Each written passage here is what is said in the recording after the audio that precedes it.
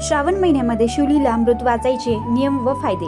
शिवलीलामृत हे महानुभव पंथाचे महत्त्वाचे ग्रंथ आहेत, ज्यात भगवान शिवाची महती वर्णन केली आहे. हे वाचताना काही नियम पाळल्यास वाचनाचा जास्तीत जास्त लाभ मिळतो.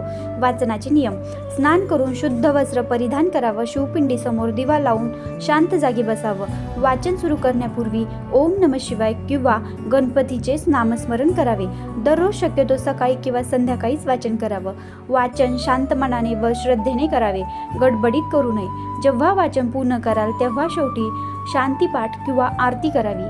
त्याचबरोबर याचे फायदे: घरात शांती व सकारात्मकता वाढते, कष्ट संकटे दूर होतात आणि आयुष्यात समाधान मिळते.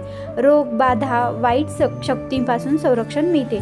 भगवान शिवाची कृपा प्राप्त होते आणि मनशांती मिळते. मनोवांछित फळे प्राप्त करण्यासाठी शिवलीलामृत वाचन अत्यंत फलदायी आहे.